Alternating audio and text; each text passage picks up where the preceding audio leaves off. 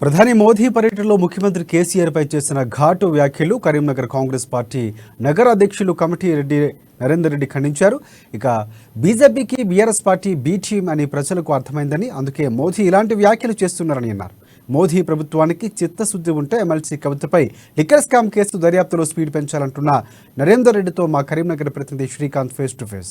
3 రోజుల వ్యవధిలో దేశ ప్రధాని మోదీ తెలంగాణలో పర్యటించారు. 2 సార్లు కూడా పర్యటించిన పరిస్థితి నెలకొంది. నిన్న తాజాగా నిజామాబాద్లో ఏర్పాటు చేసిన భారీ బహిరంగ సభలో ప్రధానంగా ముఖ్యమంత్రి కేసీఆర్ను టార్గెట్ చేసి ప్రసంగించిన పరిస్థితి నెలకొంది. ఈసారి అధికారం ఇవ్వండి, ఈసారి అధికారం ఇస్తే కేసీఆర్ అంతు చూస్తాము, ఆ లెక్కలన్నీ కూడా తెలుస్తామని చెప్పేసి ఒక ఘాటైన వ్యాఖ్యలు చేసిన పరిస్థితి ఉంది. మనతో పాటు కాంగ్రెస్ నగర అధ్యక్షులు కోమటిరెడ్డి నరేందర్ రెడ్డి గారు ఉన్నారు.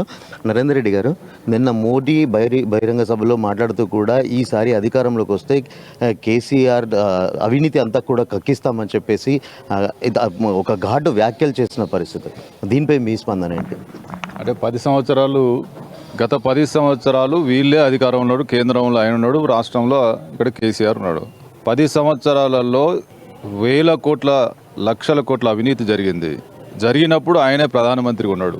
మరి ఇన్ని రోజులు ఏంది ఈ మళ్ళీ అధికారంలోకి వస్తానని చెప్పడం అనేది అది ఎంత హాస్యాస్పదం అంటే, కాళేశ్వరం ప్రాజెక్టు మీద 60,000 కోట్ల రూపాయలకు కావాల్సినటువంటి ప్రాజెక్టును డబుల్ చేసి దాదాపు 1,40,000 కోట్ల పైన ఇలా అంచనాలు పెంచి కోట్ల రూపాయల అవినీతికి వేల కోట్ల రూపాయల అవినీతికి పాల్పడినప్పుడు మరి 2 పార్టీలు ఒక్కటే బీజేపీకి బీ టీమ్గా ఉన్నటువంటి బీఆర్ఎస్ పార్టీని ఇవాళ ఎలక్షన్ రాగానే మీ డ్రామా కంపెనీ మొదలు పెడితే ఎవరు కూడా ప్రజలు నమ్మడానికి సిద్ధంగా లేరు. ఖచ్చితంగా ఈరోజే ఇవాళనే రేపు అధికారంలోకి వస్తే అనేది కొత్తగా మాట్లాడేవాళ్ళు, అది కాంగ్రెస్ పార్టీ లేకపోతే మేము మాట్లాడాలి. రేపు మేము అధికారంలోకి వస్తే నీ సంగతి చెప్తా, నేను జైలుకి ఇస్తామని మీరు కాదు మాట్లాడాల్సింది. మీరు మాట్లాడాల్సింది అయిపోయింది. మీకు 10 సంవత్సరాలు సమయం ఇచ్చారు ప్రజలు.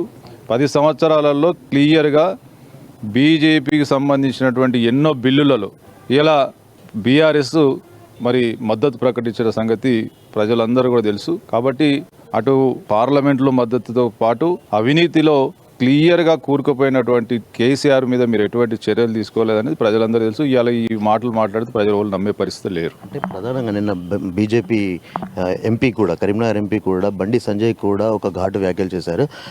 కాంగ్రెస్ పార్టీకి కర్ణాటకలో జరిగిన ఎన్నికలకు కాంగ్రెస్ పార్టీకి బీ పార్టీగా ఉన్నది, బీఆర్ఎస్ పార్టీ ఫండింగ్ చేసిందని చెప్పేసి ఒక ఆరోపణలు చేసిన పరిస్థితి. దీనిపై ఏమంటారు?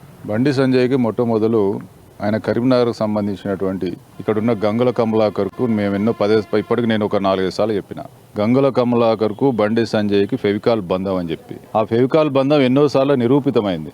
కరీంనగర్లో స్మార్ట్ సిటీ పనులకు సంబంధించి కానీ, కేంద్ర ప్రభుత్వ నిధులకు సంబంధించి కానీ, తిగలపల్లి రైల్వే ఓవర్ బ్రిడ్జ్ విషయంలో కానీ, ఏ విషయంలో కూడా ఎన్నడూ కూడా మాట్లాడినటువంటి ఇటు కమలాకర్ కావచ్చు, అటు బండి సంజయ్ కావచ్చు, ఎన్నో విషయాల్లో ఇలా ప్రజలకు సంబంధించినటువంటి విషయాల్లో వీళ్ళిద్దరు కలిసి నువ్వు కొట్టినట్టు చేయి, నేను అరిచినట్టు చేస్తా అని చెప్పి అనడం తప్ప వీళ్ళిద్దరిది ఫెవికాల్ బంధం అని చెప్పి మేము ఎన్నోసార్లు నిరూపించడం జరిగింది. ఇవాళ ఆయన వచ్చి ఇలా దయ్యాలు వేదాలు వల్లించినట్టు ఆయనే ఒక బీఆర్ఎస్ పార్టీతోటి స్థానికంగా ఫెవికాల్ బంధం పెట్టుకొని ఇలా వాళ్ళేదో ఫెవికాల్ బంధం అని చెప్పి మాట్లాడడం తప్పదని చెప్తాం. మోడీ కూడా ఏదైతే కుటుంబ పాలన నడుస్తుంది, తన వద్దకి వచ్చి గతంలో జిహెచ్ఎంసీ ఎన్నికల అనంతరం తమ వద్దకు వచ్చి ఎన్డీఏలో చేరమని చెప్పేసి కేసీఆర్ అడిగినప్పటికీ కూడా తాము ఇలాంటి వారిని దగ్గర రానివ్వమని చెప్పేసి ఒక ఘాటు వ్యాఖ్యలు చేశారు. అంటే ప్రత్యక్షంగా కూడా మోడీ ఒక ఘాటు విమర్శలు చేశారు. కేసీఆర్ని ఎట్టి పరిస్థితుల్లోనూ అధికారంలోకి రానివ్వద్దు అని ఒక గట్టి ప్రణాళిక రూపొందించినట్టుగా కూడా కనిపిస్తుంది. దీనిపై ఏమంటారు? ఇప్పుడు ఒక్కటే సార్, అన్నిటికీ ఒకటే మేము సమాధానం చెప్తా ఉన్నాం. ఎప్పుడైతే లిక్కర్ కుంభకోణంలో కవితను అరెస్ట్ చేయలేదో, కవితకు సంబంధించినటువంటి ఈడీ విచారణ తర్వాత ఛార్జ్ షీట్లకు వెళ్ళి పేరు ఎప్పుడైతే తీసేసిండ్రో ఇక వాళ్ళకు మాట్లాడే అర్హతనే కోల్పోయారని చెప్తాను. అది మేము కాదు, ప్రజలు కూడా ఎప్పుడైతే కవిత విషయంలో బీజేపీ అనుసరించినటువంటి విధానాల్ని, దాని తర్వాత బీజేపీని కంప్లీట్ అసలు పక్కకు పెట్టేసినటువంటి పరిస్థితి తెలంగాణలో ఉంది. ప్రజలు క్లియర్గా బీజేపీ బీఆర్ఎస్ ఒకటి అనేది స్పష్టంగా ప్రజల కంటే ఎక్కువ ప్రజల్లో స్పష్టత ఉంది. కాబట్టి ఇవాళ తెలంగాణకు పోయినాం కదా, తెలంగాణలో మా పర్సెంటేజ్ని ఎంతో కొంత పెంచుకోవాలనే ఉద్దేశంతో ఇలా మాట్లాడినంత మాత్రాన గత అనుభవాల దృష్ట్యా ప్రజలు కూడా ఎట్టి పరిస్థితుల్లో నమ్మే పరిస్థితులు లేరు.